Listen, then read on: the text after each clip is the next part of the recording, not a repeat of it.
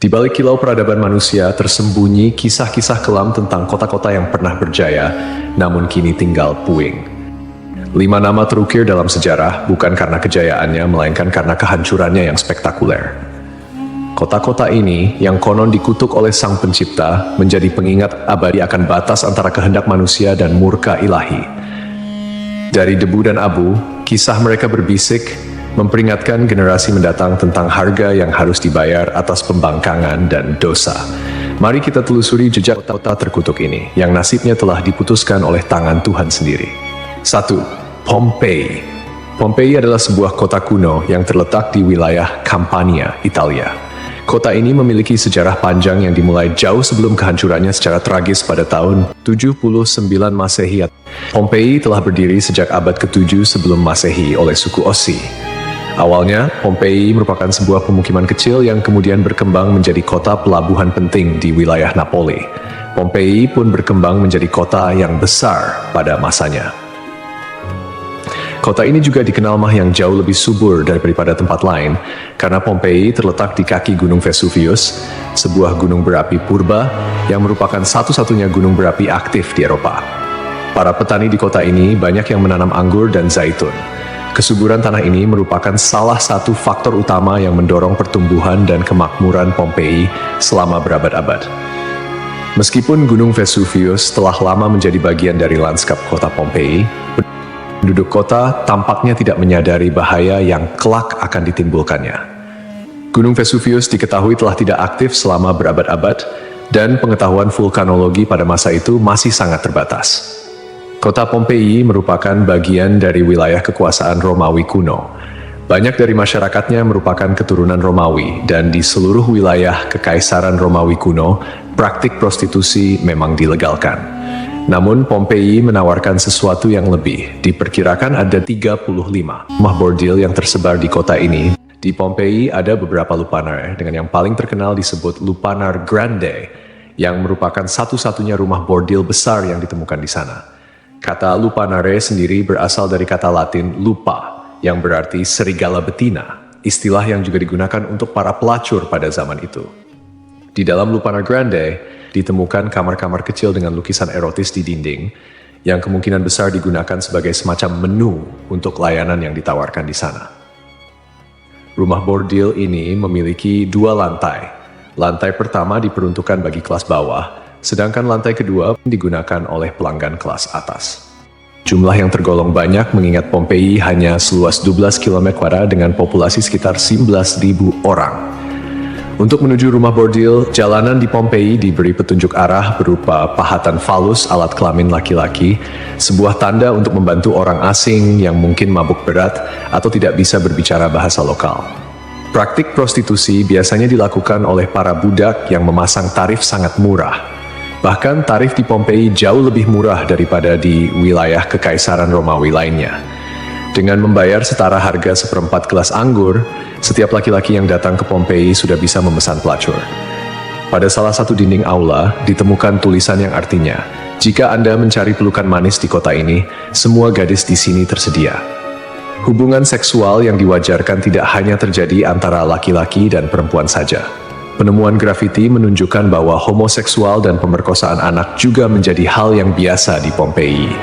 Temuan inilah yang membuat Pompei dijuluki sebagai kota maksiat, terlepas dari arsitekturnya yang megah dan keberagaman karya seninya.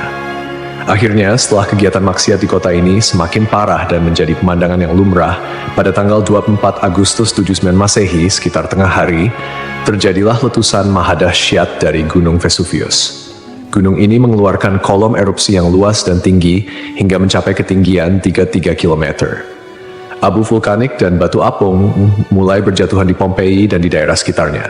Tebalnya erupsi menyebabkan kegelapan di siang hari dan membuat orang-orang kesulitan untuk bernapas, sehingga penduduk Pompei banyak yang tidak sanggup melarikan diri.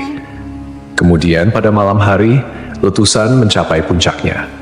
Serangkaian awan panas yang mematikan mulai menyapu kota dengan kecepatan tinggi dan membunuh siapapun di kota tersebut. Meskipun sulit untuk memastikan jumlah korban jiwa yang tepat, diperkirakan ada sekitar 2.000 orang yang tewas di kota Pompei, meskipun banyak juga yang berhasil melarikan diri pada tahap awal erupsi.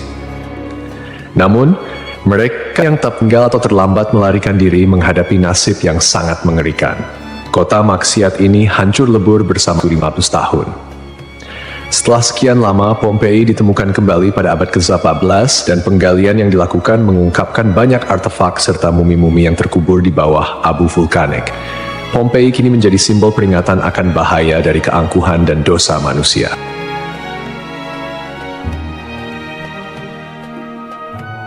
Kisah Desa Legetang. Pada suatu hari di Desa Legetang, warga melihat banyak binatang liar berkeliaran di sekitar jalan desa. Binatang-binatang ini, seperti monyet, kera, babi hutan, dan lainnya, bukan berasal dari daerah tersebut. Setelah diselidiki, ternyata hewan-hewan ini berasal dari Gunung Pengamun-Amun, yang berada agak jauh dari Desa Legetang. Kejadian ini membuat warga khawatir dan mereka bermusyawarah untuk menyikapinya. Mereka menyimpulkan bahwa turunnya hewan-hewan dari gunung adalah pertanda akan terjadinya musibah besar. Kepercayaan lokal yang menyatakan bahwa hewan bisa merasakan bencana sebelum terjadi mendorong warga Desa Legetang untuk bertindak cepat. Mereka memutuskan untuk kerja bakti membuat parit di lembah Gunung Pengamun-Amun sebagai upaya antisipasi bencana, khususnya longsor. Desa Legetang terletak di dataran tinggi Dieng, Kecamatan Batur, Kabupaten Banjarnegara, Jawa Tengah. Desa ini dikenal dengan tanahnya yang sangat subur, bahkan lebih subur dibandingkan desa-desa lainnya di sekitarnya. Sebagai contoh, jika semangka yang ditanam di desa lain hanya mencapai berat sekitar 6 kg, semangka yang ditanam di Legetang bisa mencapai 10 hingga 12 kg. Setelah parit selesai dibuat, kehidupan di desa kembali normal. Desa Legetang adalah desa yang makmur, hanya sedikit orang miskin di sana. Banyak saudagar kaya yang hidup mewah dan uang sering dihamburkan untuk hiburan. Setiap malam, mereka sering berjudi dan mengadakan berbagai hiburan yang tidak pantas, seperti kesenian lengger yang kadang berujung pada tindakan asusila. Kesenian ini yang hanya dilakukan di desa tersebut menjadi simbol betapa jauhnya masyarakat desa ini dari nilai-nilai agama dan moral. Setiap malam, penduduk Desa Legetang terlibat dalam berbagai bentuk kemaksiatan, termasuk perjudian, mabuk-mabukan, dan seks bebas. Mereka yang tidak terlibat dalam perilaku ini tampaknya membiarkannya, seolah-olah itu adalah hal yang wajar. Beberapa sumber melaporkan bahwa tingkat kemaksiatan di desa ini sangat tinggi, dengan beberapa laporan ekstrem seperti hubungan seksual antara anak dan ibu kandung. Desa Legetang mengalami hujan yang sangat lebat. Cuaca ekstrem ini disertai dengan petir yang menyambar-nyambar dan suara guntur yang menggelegar di langit yang gelap. Tiba-tiba, terdengar suara ledakan yang sangat keras yang dapat didengar hingga ke desa-desa di sekitarnya. Bukan paginya, setelah badai reda, penduduk desa-desa tetangga terkejut mendapati bahwa Desa Legetang telah tertimbun tanah dari puncak Gunung Pengamun-Amun. Tragedi ini menelan korban jiwa 351 orang, termasuk bayi dan balita. Hanya satu orang yang berhasil selamat, yaitu seorang pemuda bernama Suhuri yang sedang berada di luar desa saat kejadian. Secara logika, sulit untuk memahami bagaimana Desa Legetang bisa tertimpa longsoran dari puncak gunung yang jauh dan terpisah oleh lembah serta perkebunan. Penduduk desa telah membuat parit sebagai antisipasi terhadap longsor, tetapi bencana ini tampaknya melibatkan fenomena yang tidak bisa dijelaskan dengan mudah. Ada yang berpendapat bahwa kejadian ini adalah azab dari Allah, karena tidak dapat dipahami secara rasional. Ashabul Ras. Ashabul Ras adalah sebuah kaum yang hidup pada zaman dahulu. Kisah mereka disebutkan dalam Al-Quran sebagai salah satu kaum yang mendapat azab dari Allah Subhanahu wa Ta'ala. Nama Ashabul Ras secara harfiah berarti penghuni sumur atau pemilik sumur.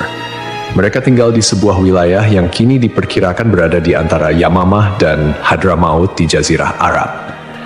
Kehidupan Ashabul Ras sangat bergantung pada sebuah sumur besar yang menjadi sumber air utama. Tidak hanya menjadi pusat kehidupan, tetapi juga menjadi simbol kemakmuran dan identitas kaum tersebut.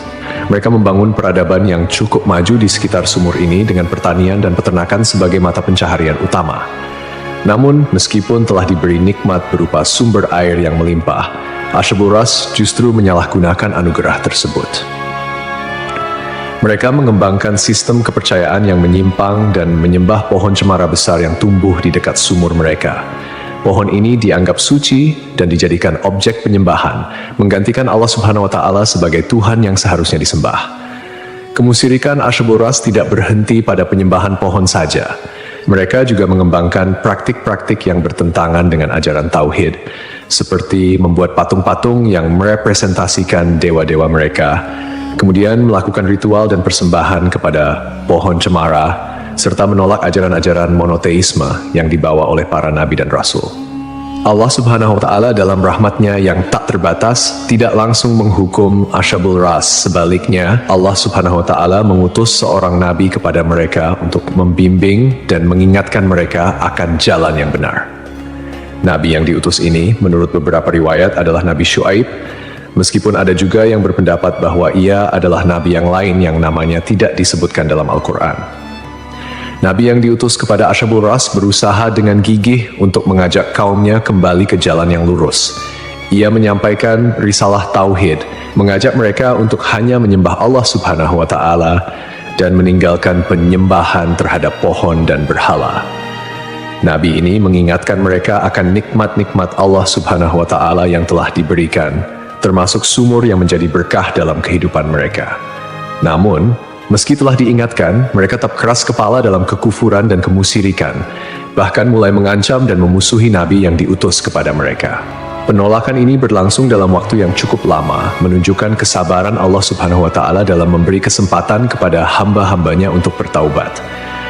Setelah bertahun-tahun menolak ajakan Nabi mereka dan tetap teguh dalam kekufuran, akhirnya azab Allah Subhanahu wa Ta'ala turun kepada kaum Asyabul Ras. Azab ini datang sebagai konsekuensi dari penolakan mereka yang terus-menerus terhadap ajaran Tauhid dan ketekunan mereka dalam menyembah selain Allah Subhanahu wa Ta'ala. Menurut beberapa riwayat, azab yang menimpa Asyabul Ras terjadi dalam beberapa tahap. Pertama, terjadi kekeringan dan paceklik.